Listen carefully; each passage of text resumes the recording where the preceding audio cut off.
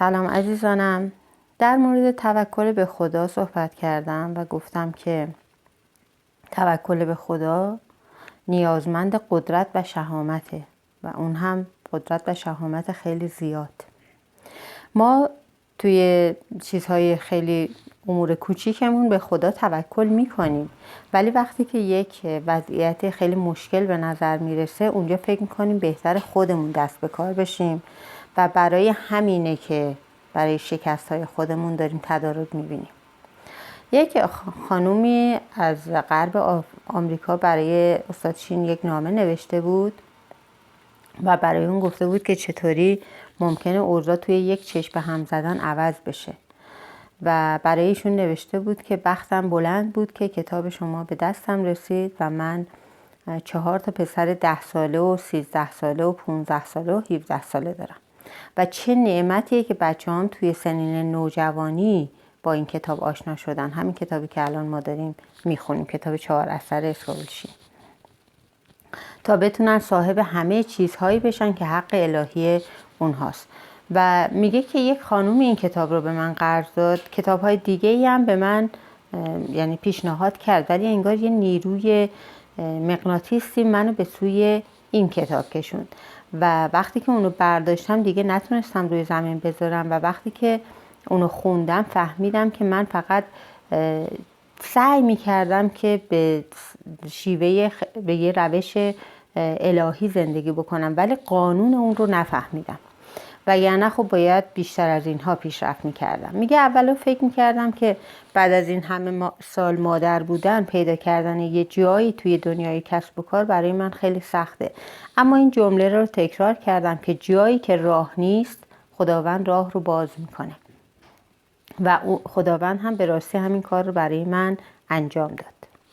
و خانم گفته بود واقعا برای شغلم سپاسگزارم و وقتی که مردم از من میپرسن که آخه با وجود اداره 4 پسری که توی سن نوجوانی هن و خونه و زندگی، تازه اونم بعد از مدتها مریضی که داشتی، جراحی های مهمی که داشتی، بدون اینکه حتی یکی از فامیلات کنارت باشه و به تو کمک بکنه، چطوری از عهده این شغل برمیای؟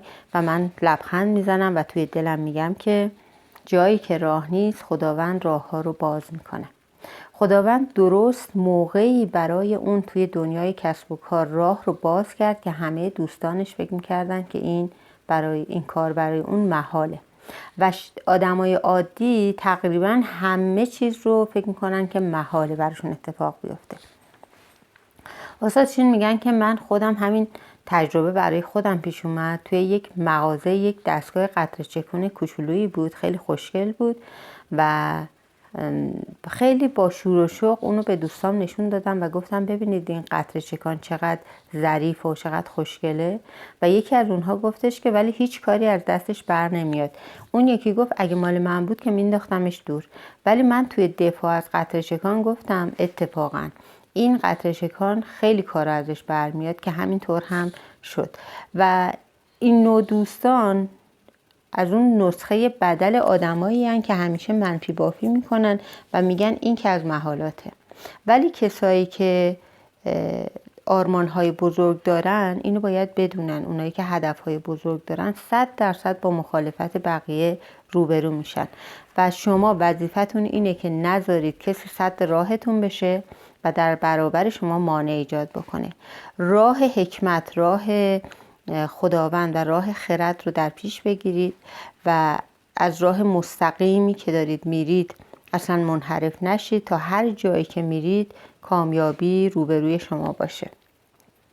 توی کتابای حالا عهد عتیق اومده که شما زمینی که توی اون زحمت نکشیدید و شهری که خودتون بنا نکردید رو من بهتون دادم که توی اون ساکن بشید و از اون باغات زیتون و انگوری که شما نکاشتید شما الان دارید میخورید. این نشون میده که انسان نمیتونه چیزی رو به دست بیاره و برکات، یعنی همه نعمات و برکات به صورت هدیه به اون داده شده تا هیچ کسی برای این نعمت‌ها و چیزهایی که بهش داده فخر فروشی نکنه، بگه که من اینها رو به دست آوردم.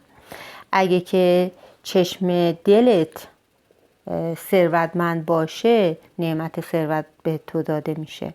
اگه چشم دلت موفقیت رو ببینه موفقیت به تو داده میشه. چون فراوانی و موفقیت یک چیزهای ذهنی هن. اول باید تو ذهنت اونها رو ببینی.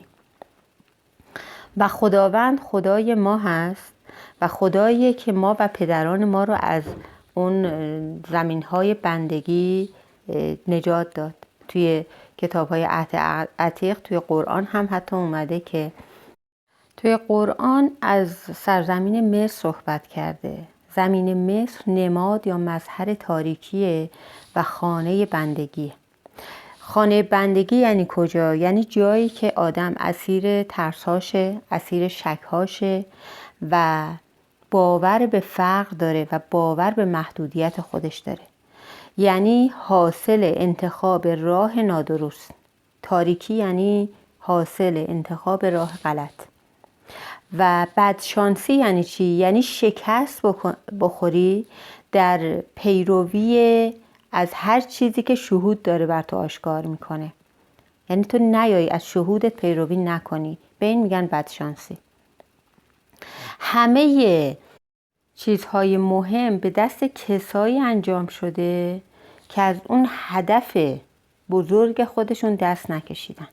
هنری فورد یک مردی بود که توی میانسالی خودش فکر اتومبیل فورد به سرش افتاد و برای جمع کردن پول این حالا پروژه‌ای که توی ذهنش داشت با چه مشکلاتی که مواجه نشد. دوستاش فکر میکردن که اون دیوونه شده و باباش انقدر گریه میکرد و به اون میگفت آخه چرا شغل به این خوبیه که هفته‌ای $25 بهت میدن برای یه فکری که اصلا یه دیوانگی محض داری رها میکنی شغلتو. ولی هیچ کس نتونه صد راه هنری فورد بشه و در برابرش مانع ایجاد بکنه. پس برای بیرون اومدن از زمین مصر خودتون یا اینکه بخواید خارج بشید از زمین بندگی خودتون باید تصمیم‌های درست بگیرید. وقتی سر چند راهی میمونید راه درست رو انتخاب بکنید. فقط قوی باشید، دلیر باشید و بر اساس چیزی که خداوند در حالا کتاب قرآن میگه بر اساس شریعت اگه عمل بکنی و به سمت چپ و راست منحرف نشی و راه مستقیم رو بری، اون موقع است که خداوند موفقیت رو به تو میده. و وقتی که شهودتون رو بدون ترس دنبال بکنید، اون ندایی که در درونتون میشنوید مثل یک آواز ملایم و آهسته است که باعث میشه شما قلبتون آروم بگیره. و اگه این کارها رو بکنید، یعنی به اون چشم دلتون و گوش قلبتون گوش بدید و توی این راه و روش زندگی بکنید، خیر و صلاحی براتون مقدر شده و تدارک دیده شده که شما رو به اون کامیابی اصلی میرسونه. و جمله تأکیدیتونم این باشه که جایی که راه نیست خداوند راه میگشاید. من به برکت هدایت الهی راه درست رو در پیش میگیرم. در پناه نور و عشق الهی خدا نگهدار.